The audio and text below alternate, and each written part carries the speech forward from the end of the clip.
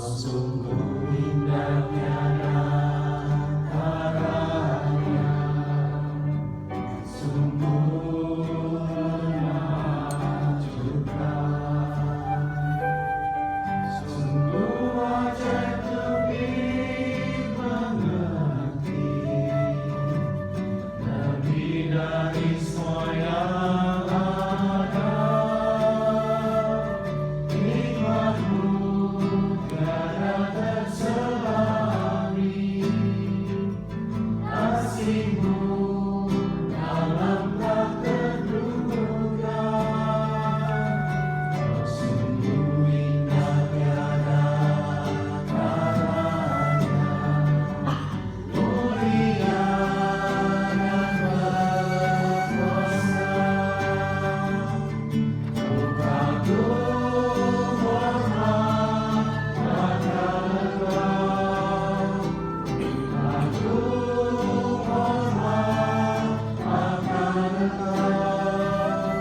oh Allah yang layak dipuji, kagum akan Engkau. Kagum hormat akan Engkau. Ku kagum hormat akan Engkau, ku kagum hormat akan Engkau, Kau Allah yang layak dipuji, kagum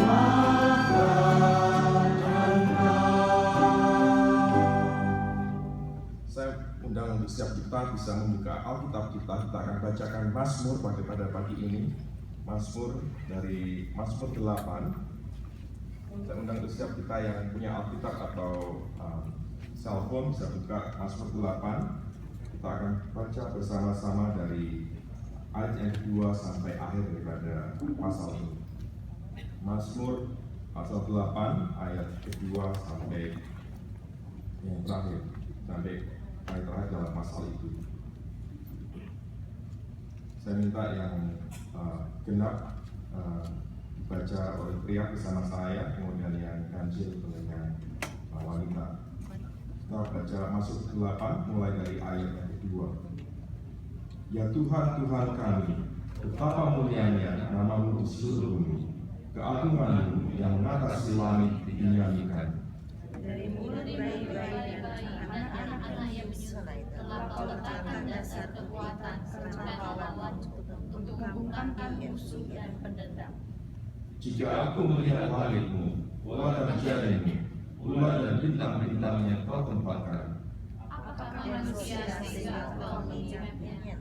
Apakah anak manusia sehingga engkau mengindahkannya? Namun engkau telah membuatnya hampir sama seperti Allah, dan telah memahkotainya dengan kemuliaan dan hormat. Engkau membuatnya berkuasa atas buatan tanganmu. Segala-galanya telah kau letakkan di bawah kakinya. Kambing, domba, dan lembu sapi sekalian, juga binatang-binatang di padang, Burung-burung di udara dan ikan-ikan di laut, dan apa yang melintasi arus lautan. sama-sama. Ya Tuhan, Tuhan kami, betapa mulianya namamu di seluruh bumi. Saudara sekalian, seperti pemazmur katakan dalam pasal 8 ini, siapakah kita sehingga Tuhan mengingat kita? Tuhan adalah Tuhan yang besar, Tuhan yang agung, Tuhan yang berkuasa, dan dikatakan Tuhan keagungannya mengatasi langit, pemikirannya tidak bisa kita selami.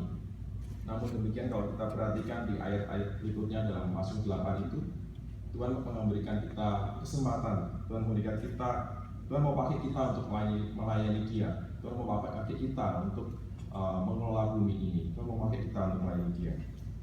Kita menyanyikan lagu ini sekali lagi, ku kagum hormat akan Engkau, ku kagum akan Engkau.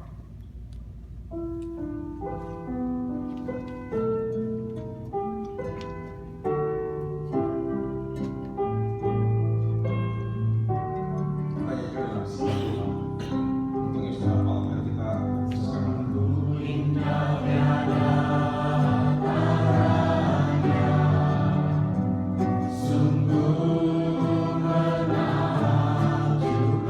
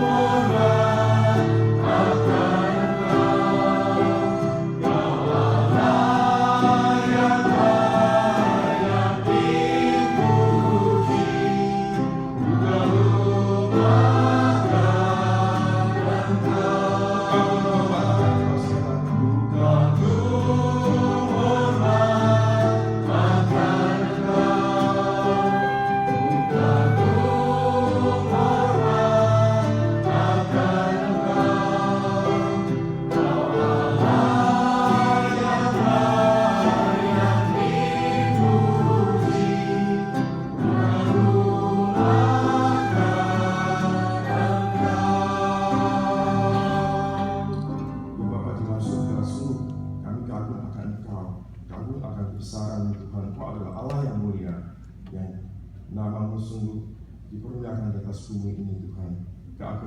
Keagungan-Mu melintasi, melebihi daripada segala langit Tuhan. Engkau adalah Allah yang luar biasa. Tapi pada saat sama, Engkau adalah Allah yang juga memperhatikan kami. Engkau adalah Allah yang dekat dan boleh mewakili kami Tuhan di dalam rencana-Mu yang besar untuk kami bisa terlibat di dalam pekerjaan Tuhan, untuk kami bisa melayani Tuhan. Suatu privilege, suatu anugerah yang luar biasa buat kami Tuhan. Siapa kami Tuhan? Kami boleh melayani Engkau. Siapa kami Tuhan? Kami boleh berinteraksi dengan Engkau Tuhan. Siapa kami? Kami boleh hidup melayani Tuhan. Kami berdoa Tuhan untuk pagi hari ini, sesi pagi ini. Kami mau belajar lebih jauh Tuhan, bagaimana kami bisa melayani sampai akhir Tuhan, sampai garis akhir. Kami berdoa supaya Tuhan boleh tolong setiap orang yang ada di tempat ini Tuhan, biar kami boleh diubahkan, kami boleh dikuatkan, kami boleh disegarkan kembali Tuhan akan pelayanan kami, supaya kami boleh melihat kepada Tuhan, Tuhan yang patut dimuliakan melalui pelayanan kami. Dan biarlah Tuhan yang terus bekerja Tuhan melalui kami, karena bukan pelayanan, bukan apa yang kami kerjakan untuk Tuhan, tapi apa yang Tuhan kerjakan melalui kami Tuhan, untuk menyatakan kemuliaan-Mu. Kami mau berdoa Tuhan untuk waktu ini, untuk setiap pujian kami, dan juga setiap firman Tuhan yang boleh diperbincangkan, menjadi membentuk pikiran kami. Tuhan boleh berkati semuanya, sehingga sungguh hidup kami diubahkan. Dan ketika kami meninggalkan retreat ini Tuhan, nanti bukan suatu sekedar memori Tuhan yang kami punya Tuhan, tapi kami rindukan menjadi pelayan Tuhan yang lebih baik. Kami menjadi pelayan Tuhan yang lebih setia, menjadi pelayan Tuhan yang lebih endurance. Kami mau berdoa Tuhan, menyerahkan semua doa kami. Segala puji, hormat, syukur hanya bagi nama Allah Tritunggal. Amin. Saya minta mas kita berdiri. Saya minta lagu berikutnya boleh ditayangkan. Ya saudara sekalian, beberapa hari ini kita mengumpulkan soal topik pelayanan. Tapi kalau kita bicara soal pelayanan, kembali lagi siapa yang kita layani? Kita bilang kita melayani Kristus, tapi Kristus yang sudah mati buat kita. Tapi nggak hanya itu, Kristus yang mati buat kita dan juga Kristus yang sudah bangkit buat kita. Kita hidup di Kanada yang barangkali kalau kita perhatikan di luar sana ada barang aneh atau barang yang usang kalau kita bicara soal Tuhan di tengah masyarakat. Kita hidup di Kanada yang katanya post-Christian era, di mana banyak orang nggak percaya lagi Tuhan, banyak orang nggak lagi peduli dengan Tuhan. Sehingga kalau kita bicara soal Tuhan, orang bilang kita bodoh, atau barangkali itu kita juga akan dilecehkan barangkali mungkin nggak secara langsung, tapi secara nggak langsung. Lagu berikut ini, kalau kita perhatikan nanti di ayat-ayatnya, sudah menolong buat saya, menguatkan saya bagaimana kita bisa bilang bahwa kalau ada orang bertanya kepada kita,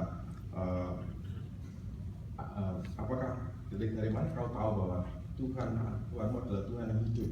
Kita bisa katakan kepada mereka, you ask me how I know He lives. Dikatakan dalam waktu itu, He lives within my heart. Persoalannya adalah, apakah Kristus sungguh hidup dalam hidup kita masing-masing? Mari kita sungguh berdoa dan membiarkan Tuhan bekerja melalui kita, sehingga kita bisa berkata, He lives within my heart. Kita nyanyikan lagu ini.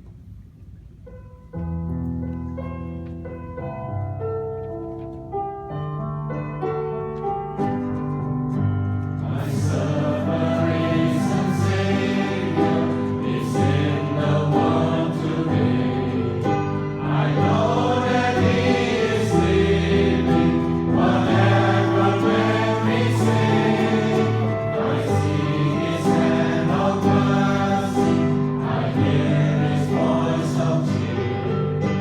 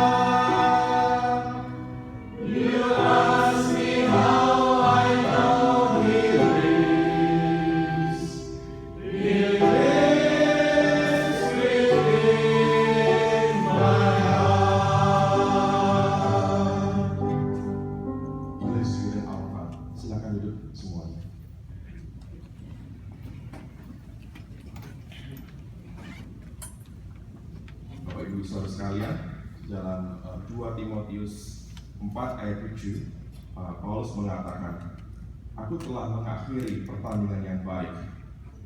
Aku telah mencapai garis akhir dan aku telah memelihara iman." Seperti yang Kak Agus bilang pada waktu hari Sabtu, pada waktu sesi pertama kemarin, selama kita hidup di dunia yang berdosa ini, nggak ada yang namanya trouble free, nggak ada yang namanya pain free. Tidak mudah buat kita bisa memelihara iman sampai akhir hidup kita. Tapi kita bersyukur ada anugerah Tuhan yang cukup buat kita, buat orang yang ada di dalam Kristus. Karena Kristus sendiri yang akan menopang setiap kita sampai akhir. Pada garis akhir nanti Tuhan yang akan jadi judge. Apakah kita finishing well?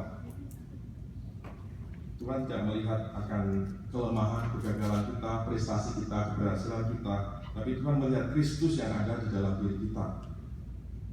Kita bisa bilang bahwa God's grace is sufficient for me. Lagu berikut ini, Your grace is sufficient for me. Saya rindu untuk lagu ini bisa menjadi kekuatan buat setiap kita. Ya, kita tidak mengandalkan kekuatan kita, tapi kita bisa melihat bahwa anugerah Tuhan sudah cukup buat kita.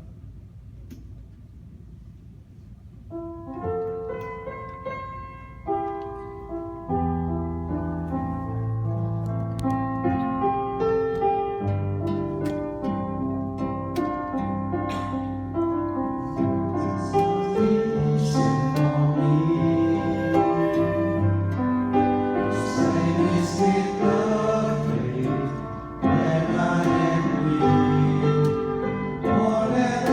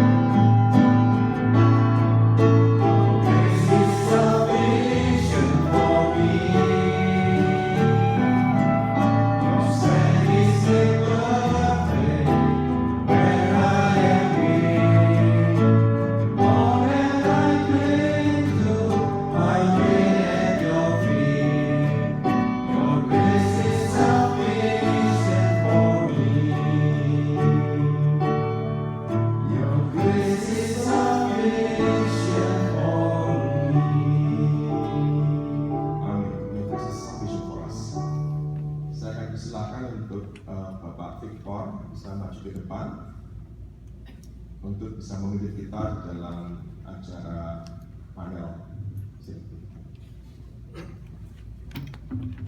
Bapak Ibu sekalian, saya klarifikasi, tugas saya pada hari ini bukanlah memimpin, tapi memoderasi pertanyaan-pertanyaan yang akan saudara ajukan kepada para panelis.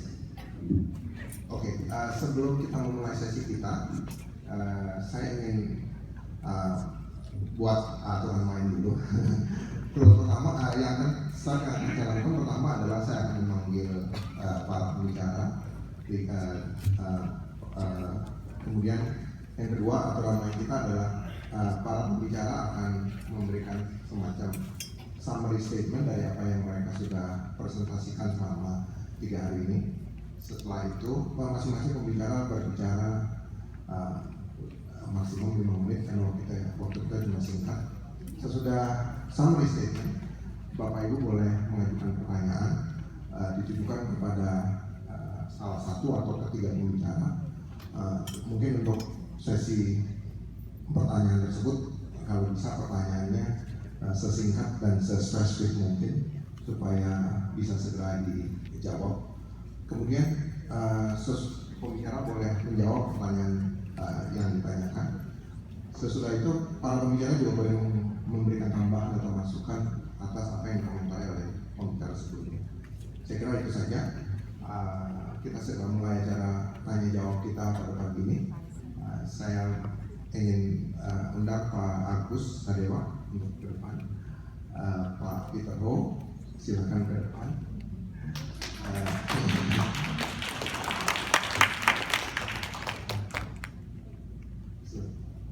Kemudian silakan dulu Pak. Silakan dulu Pak Agus. Kemudian Pak Chandra Wiyung supaya tidak mengganggu pemandangan, saya akan sedikit ke samping.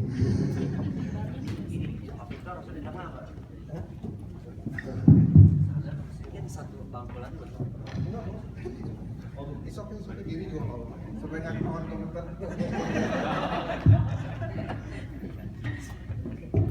Oke, kita akan segera mulai. Saya undang saudara-saudara untuk mengajukan pertanyaan, dan sesudah saya undang juga apabila ada pertanyaan-pertanyaan yang kira-kira mengganggu, bisa juga nanti dilanjutkan dengan pertanyaan di luar ruangan ini. Namun mungkin saya ingin memberikan catatan, kalau memang saudara punya pertanyaan dan itu menjadi satu burning desire untuk saudara ketahui, saya mengusulkan sesudah selesai sesi ini atau sesudah acara retreat kita, saya mengusulkan saudara melakukan riset sendiri, melakukan baca sendiri, dengan demikian saudara akan bisa lebih dalam dan lebih menguasai. Oke, kita akan segera mulai. Saya kira kita start dari Pak Peter Ho, kemudian Pak Chandra Wiyung, kemudian Pak Agus. Masing-masing saya persilahkan untuk memberikan statement selama 2 menit. Oh, terbalik ya? Oke, kalau gitu saya ulang deh. Sorry, dari Pak Agus, Pak Peter Ho. Ya, saya persilahkan untuk mic. Saudara-saudara, mudah-mudahan masih ingat sesi pertamanya. Yang masih ingat nanti dapat buku.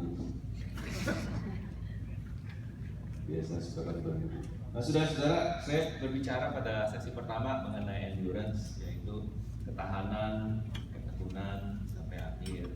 Yang mengatakan bahwa kita hidup di masyarakat yang punya mindset bahwa hidup ini harusnya pain free, trouble free, ya, hidup yang nyaman, hidup yang gak ada masalah, itu sudah memang semestinya begitu. Nah, saya against itu.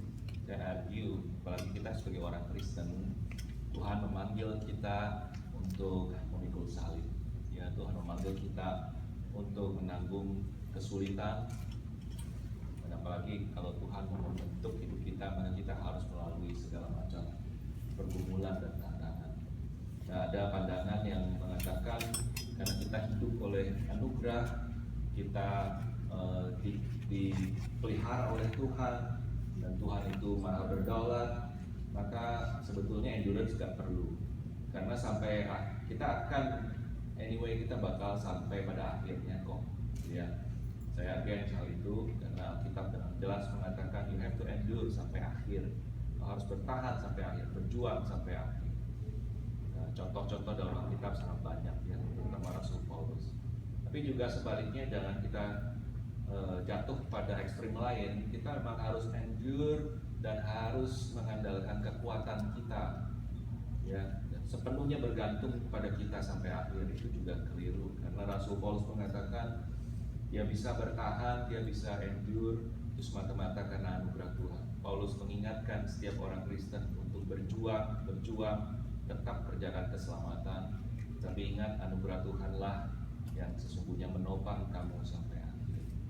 Nah, di akhir saya juga mengajak saudara-saudara consider 3 disiplin, ya, yaitu disiplin untuk communion with Christ, disiplin to preach the gospel to yourself, dan 3 disiplin untuk dedicate, untuk offer your life as a living sacrifice every day. Ya, basically itu yang saya sampaikan. Oke. Siapa perkenalkan Pak Chandra Widi? Mau per order atau per Kalau per order, kalau per order Pak Peter dulu. Oh, oke.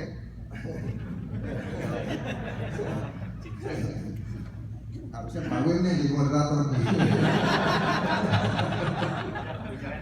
Oke. Sesi kedua kita adalah faithful ministry to authority of the word. Jadi saya menekankan di situ bahwa otoritas firman Tuhan sangat penting dalam pelayanan, terutama dari sisi starting point-nya, karena setiap pelayanan itu adalah pelayanan firman. Firman menjadi dasar bagi setiap pelayanan kita. Nah, lalu kalau kita dalam pelayanan juga bisa, saya ambil contoh kasus yaitu Paulus sendiri di 1 Korintus 4, dia menghadapi judgment dari gereja di Korintus, dari orang percaya di Korintus, bahwa dia itu bukan rasul yang qualified dan sebagainya. Nah, itu yang selalu kita akan hadapi di pelayanan kita. Dalam kapasitas apapun akan ada suara-suara sumbang. Nah, itu semua bisa kita tangkis dengan otoritas firman Tuhan, karena kita itu adalah hamba Tuhan dan kita juga adalah orang-orang yang dipercayakan dengan firman Tuhan. Itu sesi kedua. Lalu sekarang itu sesi ketiga.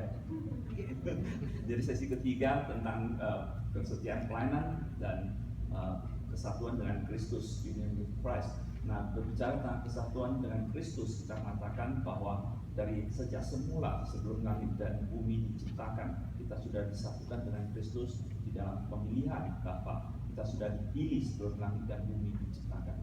Kalau kita katakan lebih singkat, bahwa sebelum kita dikandung paling kita juga sudah dipilih oleh Tuhan.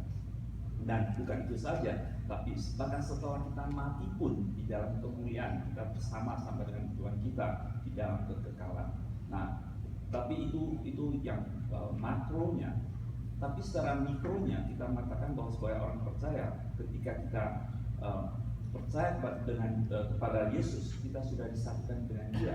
Kita bersatu dengan Dia di dalam kematian Dia. Kita juga bersatu dengan Dia di dalam kebangkitan Dia. Nah, kita bersatu dengan Dia di dalam kebangkitan Dia dalam 2 arti kata. Arti kata pertama adalah bahwa kita dibangkitkan bersama dengan Dia secara rohani. Jadi manusia lama kita sudah mati dan kita bangkit kembali sebagai manusia baru. Sebagai manusia baru tentu sekarang ini kita bangkit secara rohani. Tapi kita dan bangkitan itu kita juga menantikan kebangkitan yang akan datang, yaitu yang kita sebut kemarin dengan istilah panen raya. Nah, kita semua orang percaya semua orang yang mati akan dibangkitkan, dan kita dibangkitkan untuk bersama-sama dengan Kristus. Nah, kalau kita aplikasikan kesatuan dengan Kristus ini di dalam pelayanan kita. Nah, kita katakan bahwa kita itu bersatu dengan Kristus di dalam event-event penting seperti kematian Dia, kita mati bersama dengan Dia, kita juga bangkit bersama dengan Dia. Nah, kalau Kristus saja menderita sengsara dalam pelayanan Dia di dunia ini, maka kita tidak bisa berharap bisa baik, bisa menikmati kemewahan dalam pelayanan kita. Kita harus siap Kalau Tuhan kita menderita, kita juga harus siap untuk menderita bersama dengan Dia. Karena ini berimplikasi bahwa di dalam kemuliaan Dia kita juga bersama-sama menikmati kemuliaan bersama dengan Dia, memerintah bersama dengan Dia. Silakan pertanyaan. Saya lihat Pak Victor nyatet terus. Jadi kalau ada yang nggak nyatet selama hari ini, Pak Victor nyatet summary dengan baik. Bisa beli booklet kan sebenarnya. Jadi follow up. Kalau bisa dibaca misalnya. Jadi saya mulai dengan bangunan pertumbuhan yang saya adopsi dari Amdium itu sudah ingat, pertumbuhan kita dan juga termasuk pelayanan kita, goal utamanya yaitu supaya menjadi seperti Kristus gitu. Efesus bilang seperti itu. Kemudian dari Kolose kita bisa melihat sepertinya keserupaan Kristus itu bisa digambarkan seperti tiga pilar dalam bangunan rohani kita gitu ya. Ada kedewasaan karakter, kemudian ada pemahaman pengajaran, kemudian ada pekerjaan pelayanan gitu ya. Head, heart, dan juga head kita gitu. Aspek doktrinal, aspek transformasional, dan aspek vokasional kita gitu. Kemudian kita masuk lebih spesifik ke Faithful Christian Ministry dan Character Formation. Saya baca ini 3 tesis saya sebenarnya. Yang pertama, kita bisa melayani dengan sangat aktif dan sukses dalam kutip tanpa ditopang dengan karakter yang baik. Jadi karunia, karisma, bahkan pengetahuan Alkitab yang mendalam tidak secara otomatis berkaitan dengan karakter yang diubahkan dan kedekatan kita dengan Tuhan. Tesis yang kedua, pembentukan karakter kita sama pentingnya dengan atau bahkan lebih penting daripada pelayanan kita, atau tujuan utama Tuhan memakai kita dalam pelayanannya ialah untuk membentuk karakter kita sebagai pelayannya. Jadi ada hubungan yang erat antara melayani Yesus dan melayani seperti Yesus. Ketiga, dalam jangka panjang dan dalam level yang lebih personal, pelayanan kita akan jauh lebih efektif ketika karakter kita terus mengalami formasi dan transformasi di dalam Kristus, atau pembentukan karakter dan perubahan hidup kita ialah pelayanan ultima kita sesungguhnya. Christ-like character produce Christ-like character. Bagaimana secara praktis kita bisa menjaga hati kita terus diformasi dan ditransformasi dalam pelayanan? Kita perlu berdoa kepada Tuhan terus-menerus, meminta hal itu secara spesifik, dan setiap hari kita perlu develop a habit of self-reflection and self-evaluation. Kita perlu make use of our spouse as our most critical critic. Kita perlu make the most of our community, especially small group, as an accountability group. Kita perlu find a spiritual director or mentor. Kemudian kita perlu keep immersing ourselves in spiritual disciplines and other means of God's grace, but be intentional and open and integral. Dan saya pikir ini termasuk pesan saya juga. Lagu Murnikanku sebenarnya, saya baca liriknya. Tuhan, ku datang tertunduk malu, engkau lihat kedalaman hatiku, inilah aku hambamu. Namun tujuan hidup Tuhan yang melayani diri sendiri. Sesungguhnya ku hamba dunia, terpikat oleh kesenangan fana, akan harta dan kuasa, kebanggaan hati, beri belas kasih-Mu atau anugerah, oh Tuhan. Murnikanku, tekad di hatiku, agar ku tersadar menderita denganmu. Sudah ingat poin itu disampaikan ulang-ulang juga oleh 2 pembicara sebelumnya. Bagaimana dalam pelayanan kita perlu participate in God's suffering, in Christ's suffering. Murnikanku, arahkan mata hatiku agar ku setia padamu. Lebih enak nyanyian sih, cuman saudara apa sudah ya. Terima kasih untuk Paul memutuskan untuk tidak nyanyi ya. Oke, terima kasih untuk 3 pembicara pagi ini. Dan saya sampaikan silver lining dari apa yang mereka katakan. Barangkali mungkin sama saya juga kurang mengatur, tapi yang saya tangkap adalah pertama, Pak Peter Paul sudah memberikan satu landasan kepada kita soal the union of Christ. Cuma kata-kata yang penting yang perlu dicatat di situ adalah dalam konteks the union of Christ itu, dalam konteks Christ kita itu adalah satu kalimat yaitu suffering. Jadi elemen sufferingnya sudah pasti efek akan terjadi.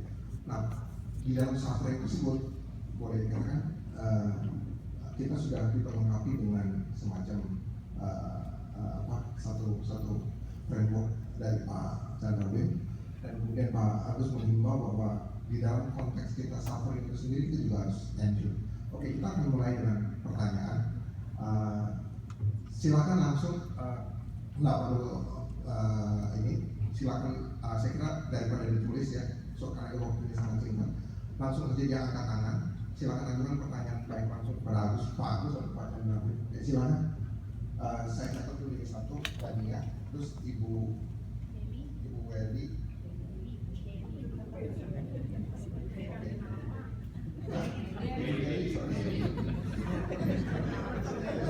Ketiga Pak Paul. Oke. Sementara 3 orang dulu ya. Oke. Buat pemberitahuan saudara, acara QA diperpanjang sampai 11.45. Berarti kita punya waktu 45 menit ya. Oke. Saya persilakan Ibu Dania. Pak Pedro berbicara tentang apa sih namanya suffering gitu loh, maksudnya apa sih kita jadi pelayan Tuhan anticipate we to encounter suffering gitu. Pertanyaan saya adalah saya pernah dengar ayat ini, apakah yang ini dia bilang Matius 5 ayat 11 sampai 12. Berbahagialah kamu jika karena aku kamu dicela dan dianiaya, dan kepadamu dikenakan segala yang jahat. Bersukacitalah dan bergembiralah, karena upahmu besar di surga. Sebab demikian juga telah dianiaya nabi-nabi yang sebelum kamu. Saya bukan bilang kita turun nabi-nabi gitu, cuman saya pernah waktu pada saat pelayanan gitu, terus kemudian it's okay, kamu upahnya besar di surga. Nah terus saya mikir loh, bukannya apa sih ada di agama lain itu kalau kamu giat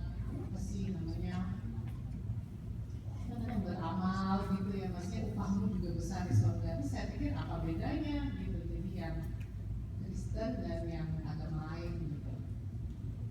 Itu pertanyaan saya soal upah di surga. Apakah kita jadi pelayan Kristen tuh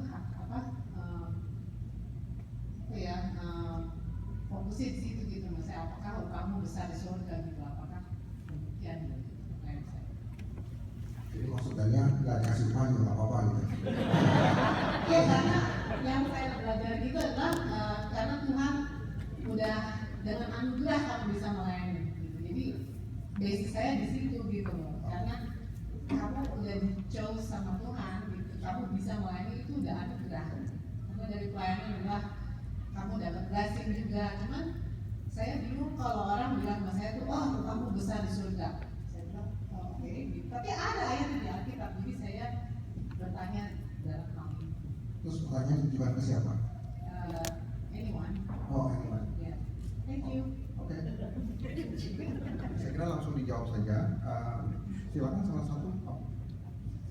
Siapa yang mau jawab? Saya tunjuk aja deh, Pak Agus aja yang jawab.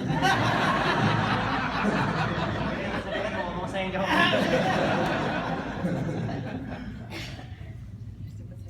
Waktu saya dengar pertanyaan itu, saya terlintas akan Hebrew ya, kitab Ibrani ya. Tuhan Yesus sendiri menderita dengan harapan bahwa di depan tuh ada joy, ada sukacita. Jadi dia sendiri sebetulnya sudah mengalami sukacita bersama dengan Bapa, dengan the Holy Spirit ya, dalam relationship dia masing-masing dengan masing-masing pribadi, dalam dirinya sendiri dia sudah mengalami sukacita yang besar. Lalu dia datang ke dalam dunia, dia mengalami penderitaan. Lalu dikatakan dalam surat Ibrani bahwa dia itu endure semua itu dengan melihat ke depan ada joy, sukacita yang menantikan dia. Ini menarik sekali buat saya. Kristus datang dengan dia datang dengan tanda petik background, dia sudah mengalami sukacita, dia datang ke dalam dunia mengalami penderitaan dengan harapan mendapatkan sukacita di depan. Kalau kita mengikuti Kristus di dalam pelayanan, saya kira model ini atau antisipasi seperti ini sesuatu yang perlu gitu ya. Kita mengharapkan adanya sukacita, dan Tuhan dalam Alkitab Perjanjian Baru khususnya berkali-kali berbicara juga mengenai reward yang Tuhan akan sediakan.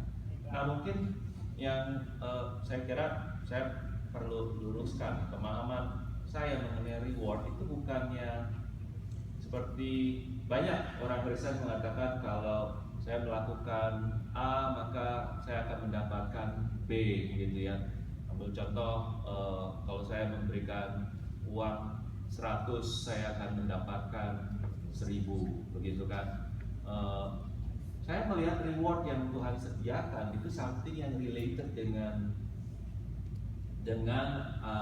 apa yang kita sudah lakukan di dalam dunia ini. Jadi seperti misalnya saudara menyanyi ya, saudara praktis dan saudara kemudian bisa punya suara yang baik. Ya, itu adalah reward, something yang related dengan apa yang kita lakukan di dalam hidup ini. Kita hidup di dalam dunia ini dibentuk oleh Tuhan, kita mengalami penderitaan, kita juga mengalami sukacita, di dalamnya ada suka dan duka ya. Dan pada akhirnya ketika kita kembali kepada Tuhan, kita hidup di langit dan bumi yang baru, kita akan siap gitu untuk menikmati berkat Tuhan itu, karena memang sudah disiapkan sejak kita hidup dalam dunia. Pahalanya adalah sesuatu yang memang kita sebetulnya sudah nikmati di dalam hidup di dunia ini, dan akan menjadi berlipat ganda ketika kita masuk ke dalam langit dan bumi yang baru. Saya ingat Jonathan Edwards pernah mengatakan, ketika kita di dalam dunia ini kita hidup dengan 5 senses, kita punya 5 indera, kita menikmati berkat Tuhan dengan 5 indera. Ya, kita menikmati bakmi yang enak dengan indera yang ada ini, gitu ya. Tapi nanti ketika kita mengakhiri hidup di langit dan bumi yang baru, hidup selama-lamanya dengan Tuhan, katanya dia ya, bukan di Alkitab sih ya, tapi dia imagine. Senses kita akan menjadi 1000 katakanlah begitu. Saya bayangkan menikmati sesuatu dengan 1000 senses ya, bagaimana enjoyment yang luar biasa. Saya kira itu ya orang bisa pahami dengan pahala pasti. Oke, mungkin Dan ada mau yang mau lain.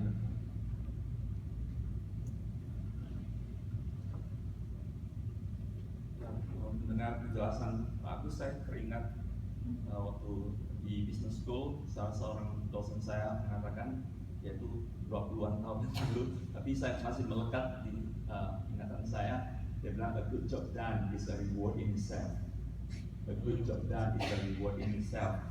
Tapi waktu tadi Daniel menanyakan pertanyaan itu, saya langsung terlintas di pikiran saya, apa definisi reward itu? Reward apa yang sebenarnya kita harapkan? Jadi kalau kita bilang upahmu besar di surga, oke, upahnya apa? Upah gaji dalam bentuk uang nggak mungkin, nggak ada artinya lagi uang di surga. Jadi apa sebetulnya? Saya ingat dulu pernah khotbah satu seri tentang mahkota 7 crowns ya kalau nggak salah ya, di New Testament 7 atau berapa mahkota itu, dan setelah dikhotbahkan seri itu, kesimpulannya cuma satu, mahkota itu semua adalah Tuhan Yesus sendiri. Jadi upah yang kita harapkan itu adalah Yesus sendiri. Jadi kemarin juga ngobrol-ngobrol dengan Bung Victor sendiri, dia tuh mengatakan apa? Bahwa John Piper mengatakan the delight is seek the pleasure of yourself in the pleasure of God. ya. Jadi the pleasure itu sendiri adalah Tuhan sendiri ya. Jadi maksudnya kita mengadakan semua pelayanan, ujung-ujungnya apa? Kalau di Indonesia UUD, ujung-ujungnya duit. Tapi kita ujung-ujungnya ya Yesus sendiri. Kita mencari supaya pada saat kita bertemu dengan Yesus, kita bisa menikmati Dia 1000 senses. Oke, apakah ini benar? Oke. Oke. Daniel udah puas ya? Oke. Ya, kita pindah ke pertanyaan kedua, Bu Dewi, silakan.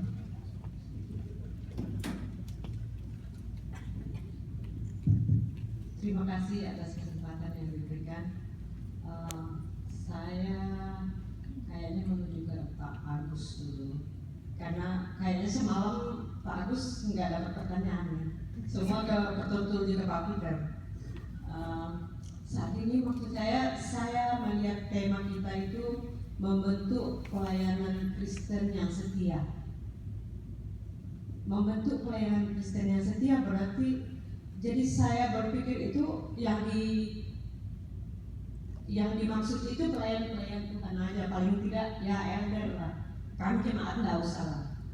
Tapi setelah dijelaskan dari pembicara mulai dari Pak Agus, Pak Peter, Pak Wim, bahwa kita ini sebenarnya adalah pelayan-pelayan Tuhan. Nah, yang saya tanyakan yang Pak Agus tekankan bahwa kita sebagai orang Kristen, realita kehidupan kita di dalam dunia ini tidak free dari pain, dari problem, dari kesakitan. Nah, seperti yang saya alami bahwa di dalam kehidupan ini banyak pergumulan. Jadi maksud saya begini, bagaimana kita menghadapi pergumulan, bagaimana kita di lain pihak ada statement bahwa bersyukurlah di dalam segala hal. Nah, saya pikir kalau kita menghadapi masalah, problem, karena problem kata Pak Agus tidak semua untuk setiap orang. Ada yang berat, ada yang ringan. Dan kalau saya rasakan ada pergumulan yang sangat berat yang saya alami, saya sampai mengatakan ini bagaimana gue mau bersyukur, sedangkan melangkahkan kaki ke gereja aja rasanya ini apa saya layak ke gereja. Terus pertanyaannya, bagaimana kita bertekun dalam pelayanan kalau kita menghadapi pergumulan yang sangat berat. Dan dari statement bahwa bersyukurlah dalam segala, mungkin hanya bagaimana penjelasan dari Pak Agus ataupun dari ketiga pembicara. Oke, saya sampaikan sedikit ya Bu ya. Oh, Ibu udah selesai belum? Satu lagi. Kenapa? Ini untuk Pak Wim yang mengenai pembentukan karakter pelayan. Yang ada 10 itu kalau nggak salah ya Pak Wim ya. 10 bagaimana pembentukan karakter apa itu yang terakhir itu. Yang saya pertanyakan yang juga dicontohkan dari Pak Wim kemarin bahwa kadang spouse kita itu adalah kritik atau gimana, pokoknya itulah. Ya. Terus pertanyaannya begini, jadi saya akui benar sekali kata Pak Wim bahwa spouse kita memang orang yang paling dekat, yang paling tahu kita. Ya. Jadi harusnya itu dia yang mengkritik kita. Tapi pertanyaan saya, mungkin ada wejangan atau bagaimana caranya untuk mengkritik spouse supaya, kan biasa egonya kita dikritik, umpamanya kita capek, kita baru pulang, kamu kok nggak masak sih, masakannya apa sih, apa gitu, padahal kita lebih capek gitu loh. Oke, iya, itu aja ya. Ya. Oke, saya sampaikan pertanyaan Ibu Deli ya. Yang pertama bersifat general, yaitu bagaimana bersyukur sambil bergumul atau bergumul sambil bersyukur. Itu pertanyaan pertama. Yang kedua adalah bagaimana ketika kita menghadapi problem, bagaimana kita bisa tetap bertekun di dalam iman kita itu, di dalam pelayanan kita, sementara kita dikelilingi problem yang sedemikian berat. Itu pertanyaan yang kedua. Pertanyaan yang ketiga adalah bagaimana cara mengkritik spouse. Ini kayaknya Bu Dewi punya kebutuhan mengkritik nih. Mungkin oke, kira-kira ini pertanyaannya, silakan Pak Agus dan Pak Wim, dimulai dengan Pak Agus dulu. Mungkin speaker slide bisa nanti. Dan pertanyaan kedua ditujukan paling khusus. Oh gitu ya.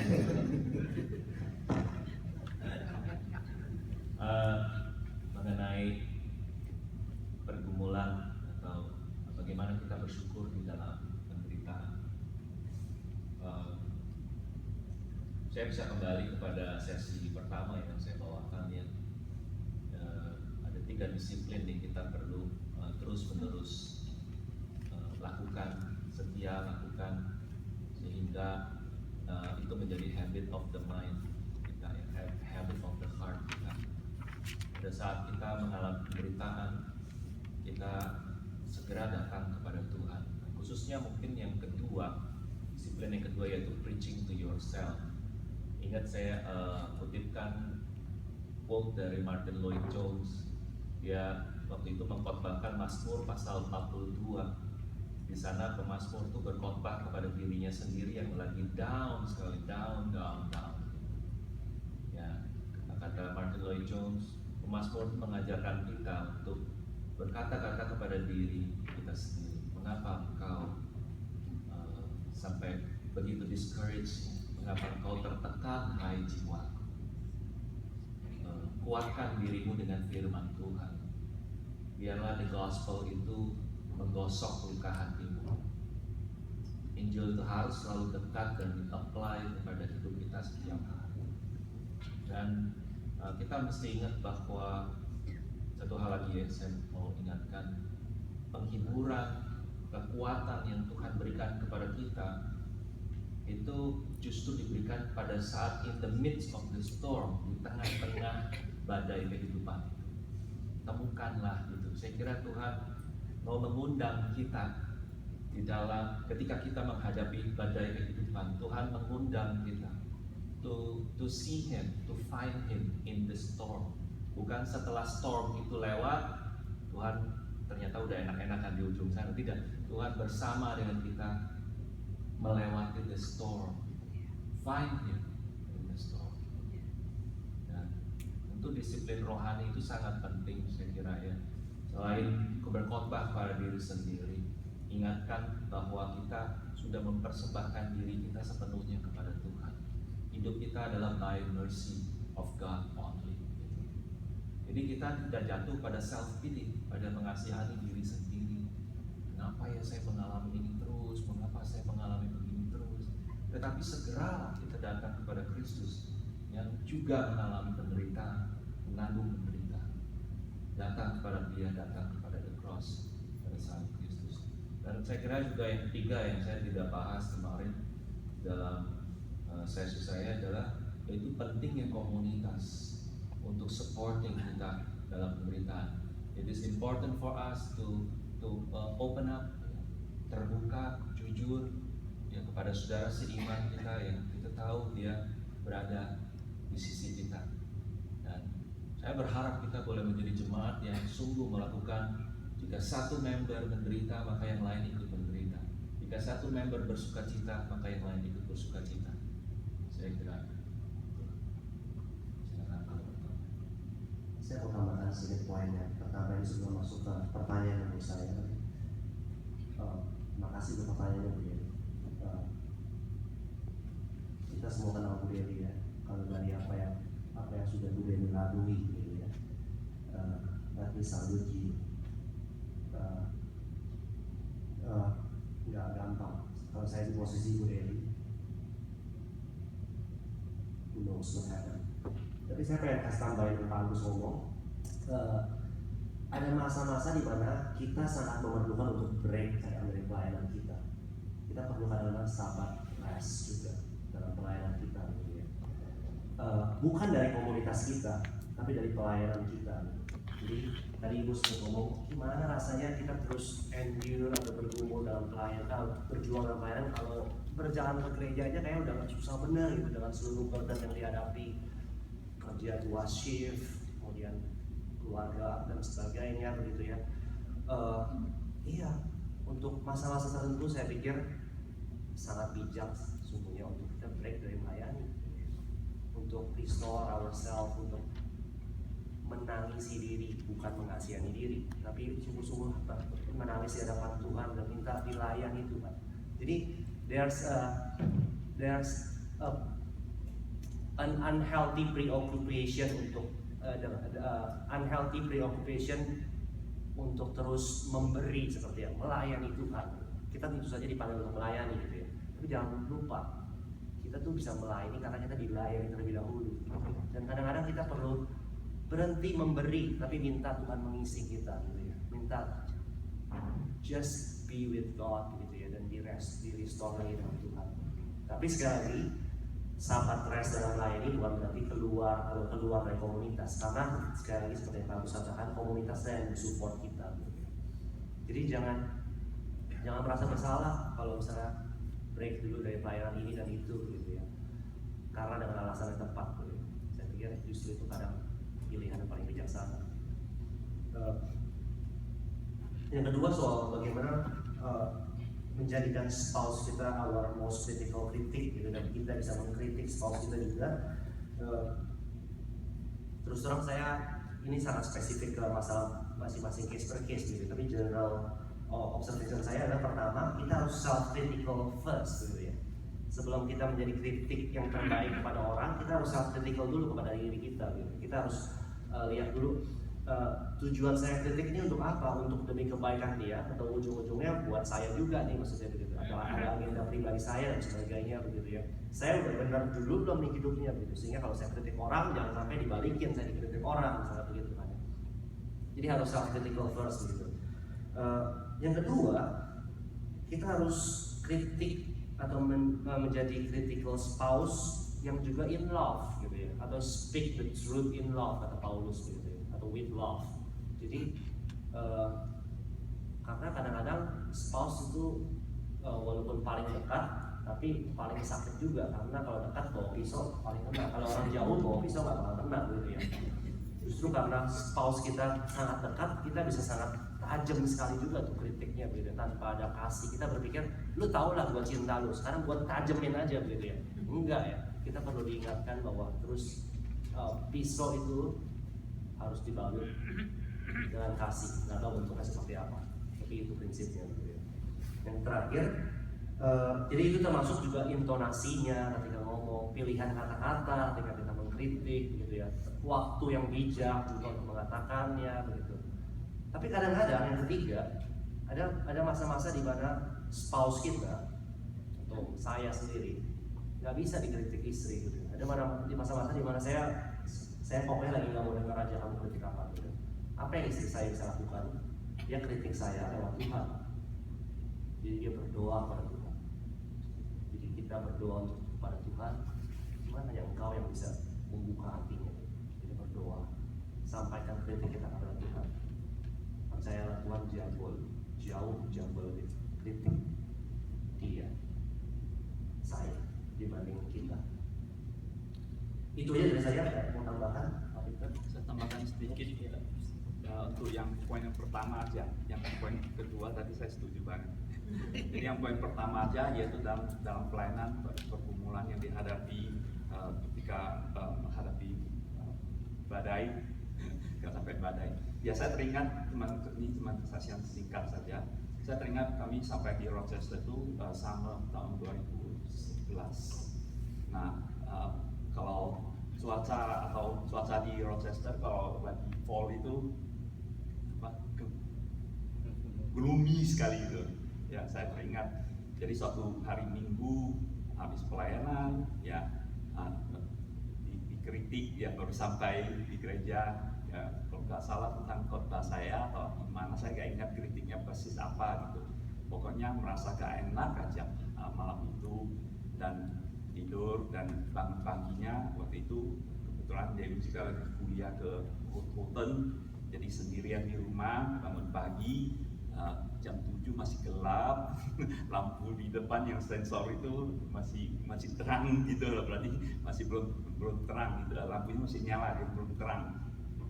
Itu dengan keadaan itu seperti seolah-olah mild depression seperti itu ya. Tapi pada saat itu yang menolong itu adalah firman Tuhan sendiri ya. Jadi saya ingat sekali di istilah yang sering disebutkan, yaitu kita harus feed ourselves with God's word. Ya, jadi ada kalanya kita kalau kita sakit gitu ya, kita malas makan, gak ada selera makan, gak mau makan. Tapi kita tahu kita perlu makan.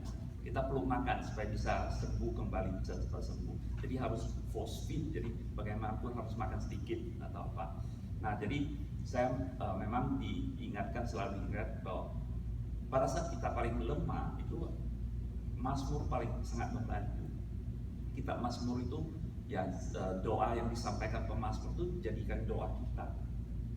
Jadi dalam Mazmur itu saya kemarin nggak tahu cerita dengan siapa, itu waktu baca Mazmur itu semua yang berhubungan dengan karakter Tuhan saya garis bawahi. God is my refuge, God is my fortress, God is my high rock.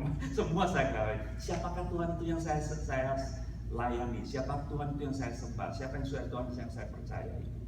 Itu semua yang menjadi satu reminder bagi saya. Tuhan yang saya sembah itu seperti apa? Jadi nggak peduli. Kan sering Daud di Mazmur mengatakan mereka menyerang saya ini, musuh-musuh menyerang saya ini, nggak peduli serangannya apa. Ini Tuhan yang saya sembah. Makanya itu yang saya tekankan, the authority of God's word di situ. Dalam masa susah itu saya force. Bagus sekali, penting sekali yang dikatakan oleh Pak Wim tadi ya. Kalimat yang paling penting yang dikatakan adalah break if you must, but do not quit. Oke, terus yang kedua yang ditekankan oleh Pak Agus dan Pak Peter Hu, betul-betul bagaimana menggunakan firman Tuhan, menggunakan firman Tuhan untuk mengingatkan diri kita sendiri. Dua hal itu yang saya tangkap.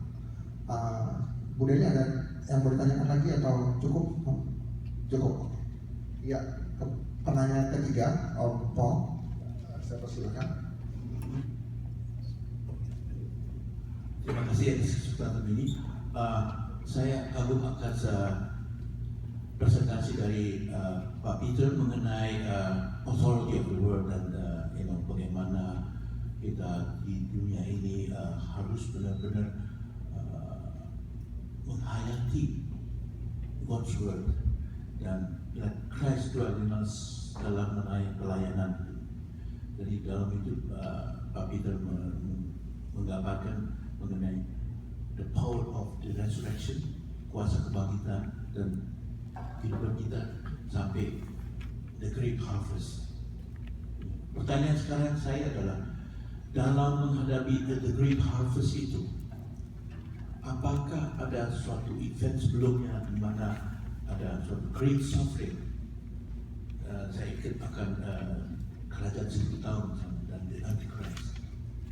Apakah itu great suffering sudah ada sekarang? Baru terjadi great harvest itu. Oke, silakan Pak Peter. Ya, kalau itu berarti arahnya kepada kerajaan 1000 tahun jadinya, millennium. Unfortunately, saya nggak tahu deh Pak Wim. Jadi unfortunately kita nggak conviction saya sendiri bahwa kerajaan 1000 tahun itu adalah keadaan kita sekarang ini. Jadi saya singkatnya saja, kita nggak masuk ke dalam perdebatan tentang pre-millennium, post-millennium, amillennium. Tapi antara gambar kemarin itu salib dengan Great Harvest itu adalah masa 1000 tahun itu. Jadi di dalam masa 1000 tahun inilah terjadi great suffering. Amin. Amil. Amin. Amin. Amin.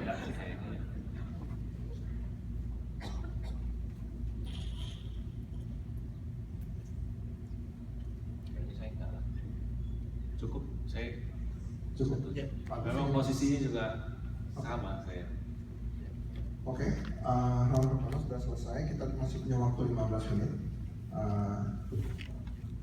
Silakan untuk penanya berikutnya. Ya, Pak, namanya Pak Darwin ya. Silakan Pak Darwin. Terus ada lagi penanya yang kedua, Pak Randy. Yang ketiga, Bu Orlin. Oke. Ya, saya silakan Pak Darwin, tolong singkat ya.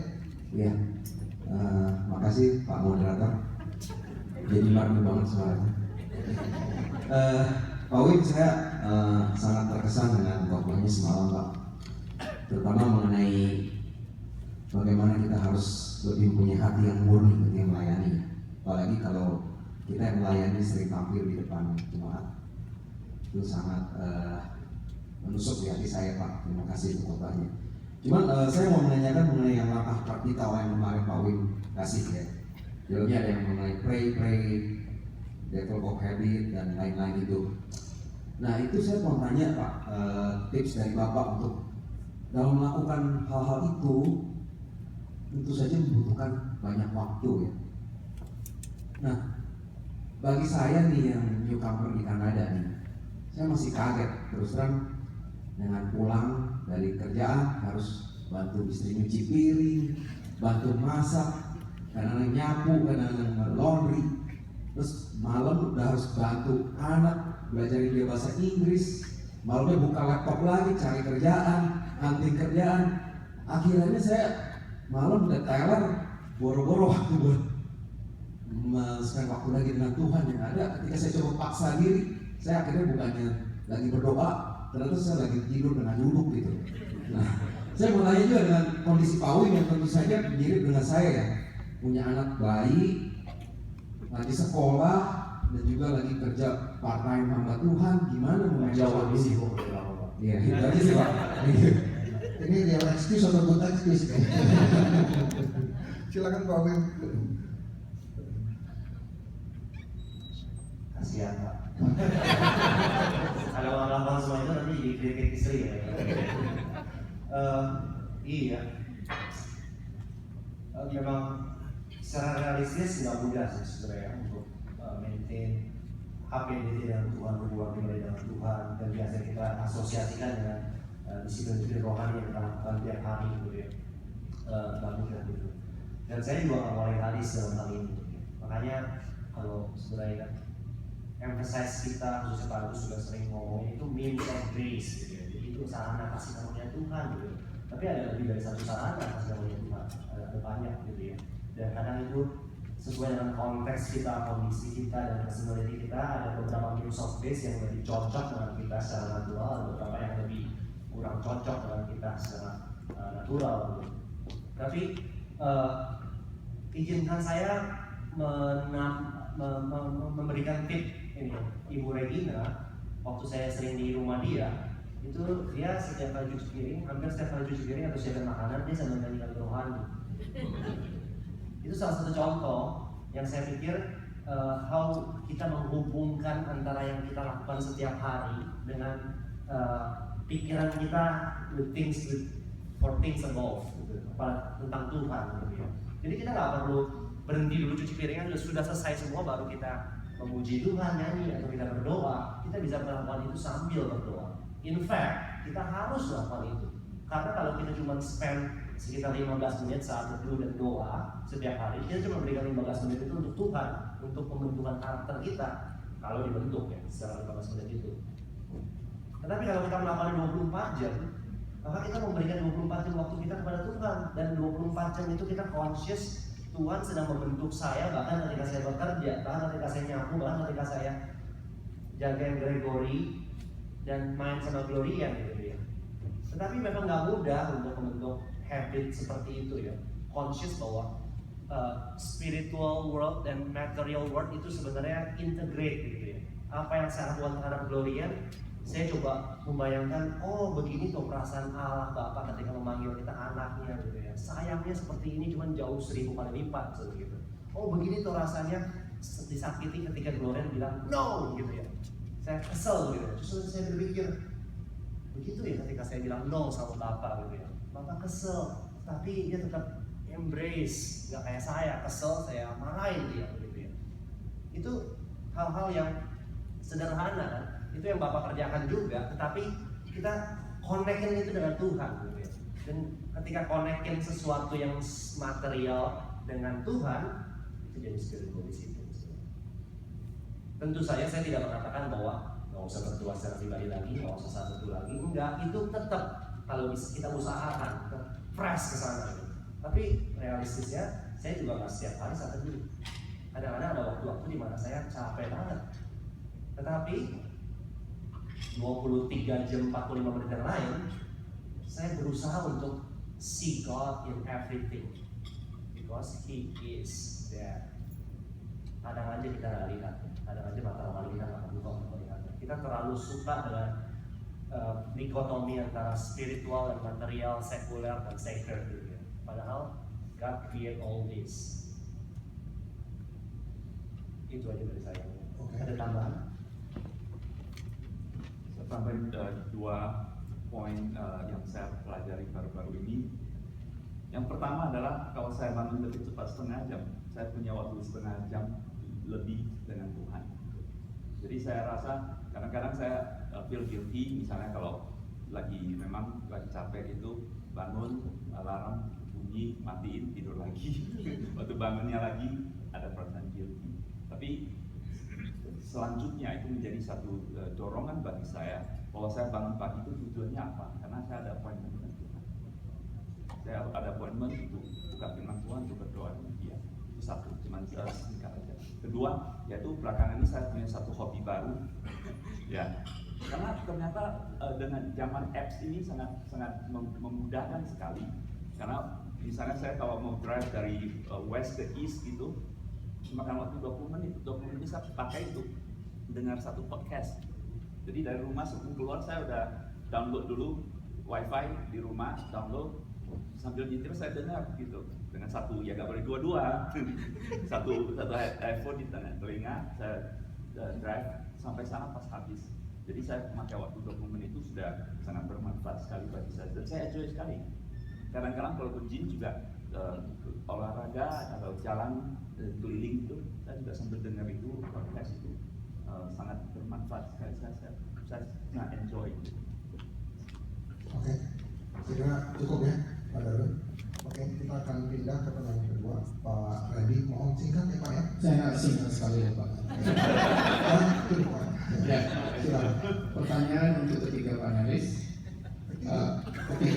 Ketiganya, saya ingin minta pendapat dari tiga-tiganya. Iya, silakan. Salah satu tujuan retreat objektif adalah untuk pindah dari self-serving pada serving others. Pertanyaan saya adalah bagaimana membangun dan meningkatkan kepekaan untuk hal saya mau melayani kalau saya sudah siap, dan saya tidak pernah tahu kapan saya akan siap.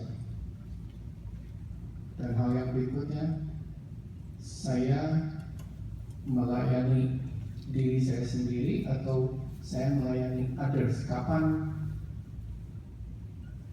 bagaimana meningkatkan kepekaan itu? Saat saya bilang saya melakukan ini, saya melakukan pelayanan, padahal itu pelayanan untuk diri saya sendiri.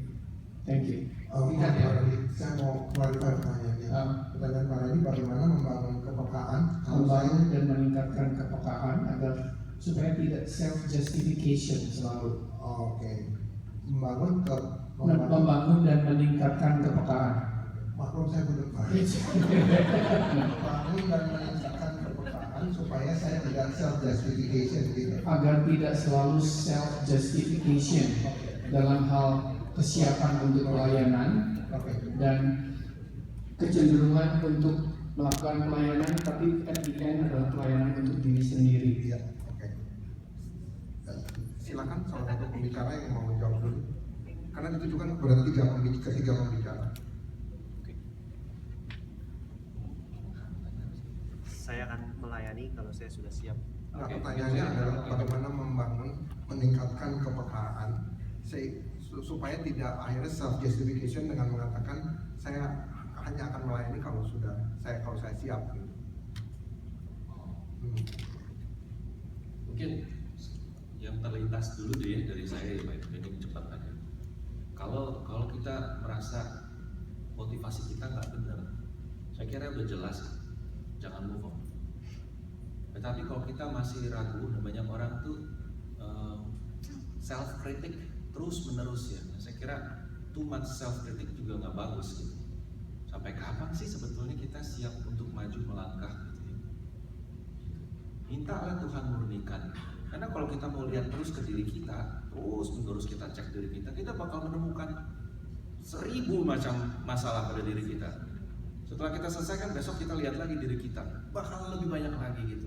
Ada orang semacam itu, terus menerus melihat pada dirinya, korek, nggak habis-habis, nggak bakal maju dia, nggak bakal melayani, nggak bakal take risk, karena dia takut merugikan orang lain, dia takut ini, takut itu, gitu ya. So saya kira kalau mau melayani, lihat kepada Kristus, lihat keluar diri, gitu. Lihat indahnya Kristus, alami dia, enjoy him. Saya percaya kita akan keluar dalam melayani, ya, dengan motivasi yang terus-menerus dimurnikan. Jangan tunggu motivasimu 100% pure, karena mungkin nggak nggak pernah nyampe. Setuju ya, sebenarnya. Poin saya kemarin juga soal poin khotbah saya soal kita harus melihat motivasi hati kita dan terus questioning ourselves, bikin self critical juga dengan maksud supaya kita menjadi sebagai serupa Kristus begitu. Dan kalau sudah ingat poin saya juga, justru pelayanan adalah wadah di mana Tuhan membentuk kita sesungguhnya. Makanya ketika Pak Greg tanya soal itu, ada orang, lu pelayanan tapi bejat juga hidupnya. Justru gara-gara gua bejat, gua perlu pelayanan gitu. Karena ini sarana kasih karunia Tuhan, sarana anugerah Tuhan untuk membentuk saya juga gitu. Terus Pak Suseno kan mengcombine atau mengkomplimen dengan, tetapi nampaknya di Alkitab ada certain qualification yang kita perlu lakukan sebelum kita menjadi pelayan, khususnya jadi diaken gitu. Saya pikir keduanya benar gitu ya. Jadi kita perlu cek motivasi, kita perlu ada spiritual requirement tertentu sebelum kita melayani, tetapi kita tidak bisa menjadi 100% sempurna baru melayani, atau bahkan motivasi kita bahkan nggak bisa mungkin 100% murni baru melayani.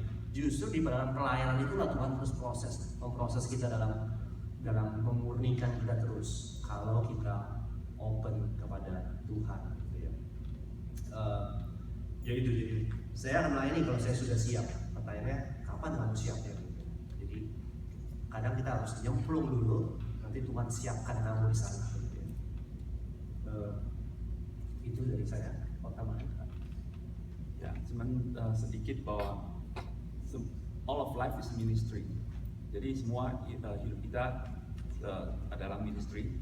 Cuman dalam ministry itu kan ada tugas-tugas tanggung jawab tertentu yang seperti tadi disebutkan di 1 Timotius 3, Titus pasal 1, itu hanya untuk kapasitas tertentu yang diikuti dengan requirement yang harus dipenuhi. Jadi misalnya orang baru percaya, nggak mungkin seperti di Timotius itu katakan bahwa nggak boleh langsung jadi deacon.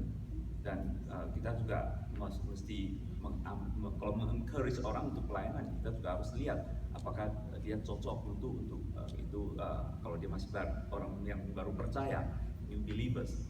Tapi setiap yang kita lakukan di dalam Kristus dengan berhubungan dengan Injil itu semua adalah pelayanan. Oke, kita ngomong karena kita masih bicara pelayanan dan kebetulan topik ini topik pelayanan. Saya mau tanya kepada Pak Peter Ho ya, dalam konteks yang apa yang disampaikan oleh Pak Randy tadi, apakah bisa juga digunakan sebagai satu indikator, misalnya elders kita atau deacon kita yang meng-approach kita, meminta kita melayani, apakah itu bisa dijadikan satu feedback juga? Karena kalau dari sisinya Pak Randy, saya lihat analisis paralysis, orang seringkali memang buat keputusan itu maunya data lengkap 100%, tetapi kadang-kadang keputusan tidak bisa dibuat dari menunggu segala informasi ini ada kan. Bagaimana kalau elders atau kawan atau deacon atau siapapun yang kira-kira ada di dalam gereja bisa dijadikan satu, apakah itu juga bisa dijadikan satu indikator bagi kita bahwa mereka siap melayani. Untuk saya siap melayani atau tidak? Ya, karena saya cuma sharing yang kita lakukan di gereja saya sendiri. Jadi proses kita itu adalah kita biasanya ya dari member itu kita lihat list member itu siapa yang kita approach untuk jadi deacon gitu. Jadi secara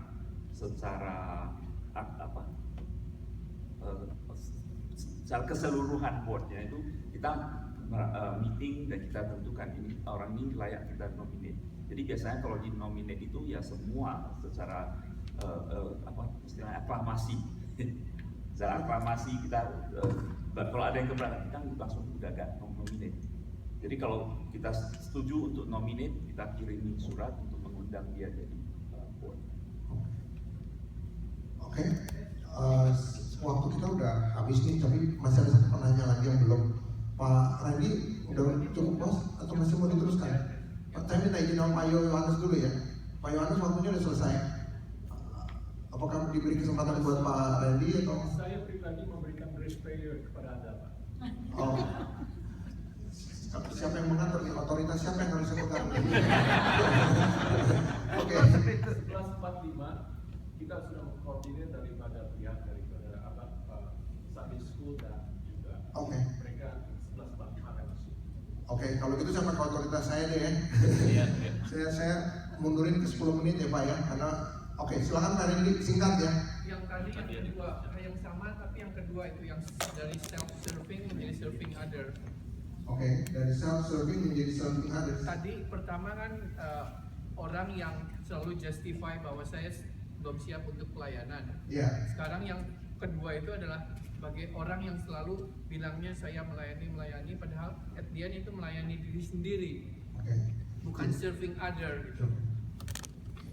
Bagaimana melihat? Silakan. Tadi Pak Agus maksudnya kayaknya kamu deh berpikir. Saya tanya maksudnya itu gua gitu. Kayaknya sih saya.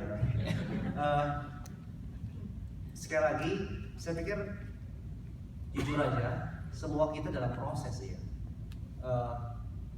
Kita terus dalam proses dimurnikan Tuhan sampai kelak kita ketemu dengan Dia untuk Tuhan datang kedua kali ya, sehingga gak ada yang manusia yang 100% murni pelayanan buat Tuhan saja atau orang lain saja begitu saja. Kalau saya dikasih pujian sama orang lain, khotbahmu bagus begitu ya, gimana saya harus bereaksi? Boleh nggak saya senang? Wajib dong Pak. Wajib senang. Tapi kalau saya senang dan saya senang kalau saya senang. Dan artinya saya expect untuk lain kali saya khotbah saya dapat pujian lagi dan lebih sering, lebih banyak, lebih bagus pujiannya. Oh, jangan diarahin ke situ dong pujian. Tapi bisa maksudnya. Jadi dengan kata lain, saya pikir maksudnya itu terus dalam proses sih maksudnya. Maksudnya kita terus dalam proses untuk memurnikan, untuk benar-benar saya other centered, God centered gitu. Saya pikir yang lebih tepat sebenarnya God centered. Only after we God centered kita bisa other centered maksudnya begitu. Tetapi gimana dengan orang? Saya pikir ada bedanya antara orang yang benar-benar struggle untuk terus dimurnikan motivasinya dan pelayanannya dengan orang yang memang manipulatif gitu ya, yang memang berkedok pelayanan tapi ujung-ujungnya buat diri sendiri, popularitas lah, supaya dia bisa korupsi uang gereja lah, ataupun dan sebagainya lah, dapat koneksi sama orang, kerjaan dan sebagainya gitu ya.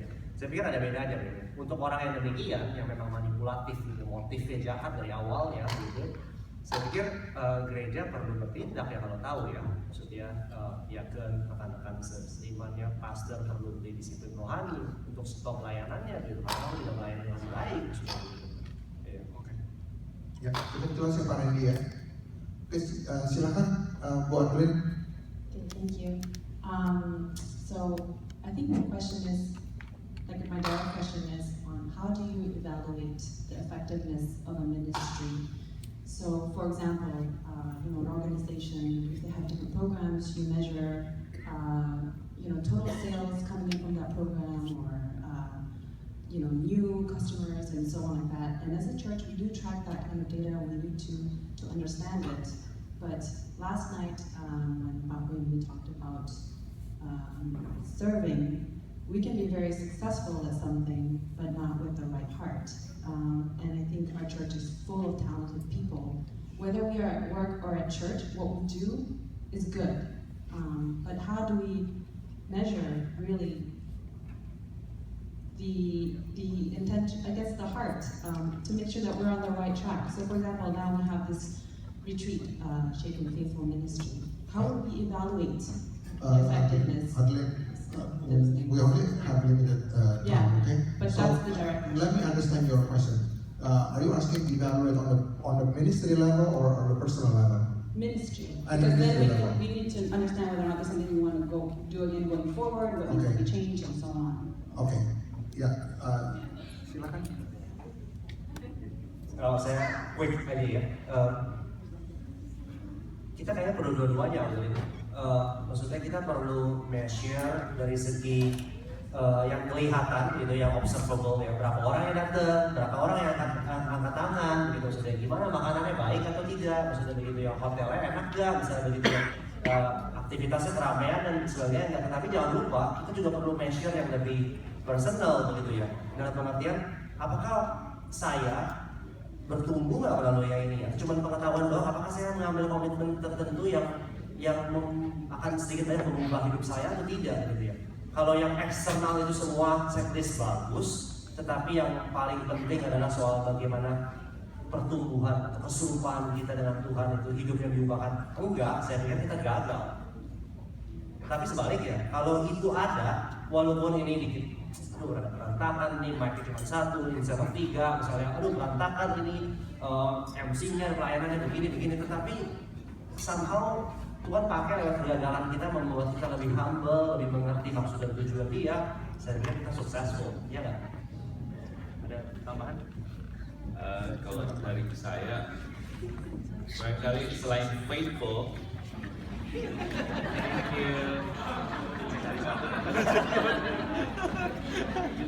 saudara-saudara, saya pikir pelayanan itu ya di samping tadi ya sudah disebutkan yang bisa diukur, yang bisa dilihat, satu aspek yang sesuai dengan tema kita yaitu faithfulness. Ya, saya lihat itu something yang faithfulness to the word of God, faithfulness to Christ. Maka sesi yang kedua yang Pak Peter bawakan itu saya rasa diingatkan sekali dan harus jadi fondasi bagi kita sekalian. Di dalam pelayanan gerejawi, firman Tuhan itu harus jadi fondasi. Segala sesuatu yang kita lakukan harus sesuai dengan firman. Segala sesuatu sudah, no matter what, tidak ada yang terkecuali. Karena kalau kita melakukan sesuatu tanpa iman, katanya ya, itu dikutipkan, maka itu adalah dosa sebetulnya. Firman Tuhan itu komprehensif betul dan cukup untuk segalanya. Karena itu saya kira kita harus lihat dari situ, apakah jemaat itu growing in faith, menjadi faithful, dan kita percaya kalau kita berada di dalam jalan tersebut, di dalam pelayanan, maka kita akan melihat fruit yang dijalankan. Saya kira itu. Oke, Pak Peter dan saya cuma singkat aja, yaitu saya ingat perumpamaan Yesus tentang menabur benih. Ya, jadi ada orang bilang, misalnya dulu ada yang ditabur di jalan, ada ditabur di batu-batu, ada ditabur di semak belukar, ada ditabur di tanah yang bagus. Jadi sudah firman Tuhan sudah ditaburkan, ada yang katakan, success rate-nya 25%. Karena cuma 25% yang jatuh di tanah yang baik. Itu belum tentu. Jadi kita nggak tahu. Jadi kita faithful menabur benih. Nah, faithfulness yang diakibatkan itu kita nggak tahu hasilnya, itu di tangan Tuhan. Jadi satu paradigm dari ministry adalah bahwa kita tidak mengontrol hasilnya. Hasilnya juga belum tentu terukur.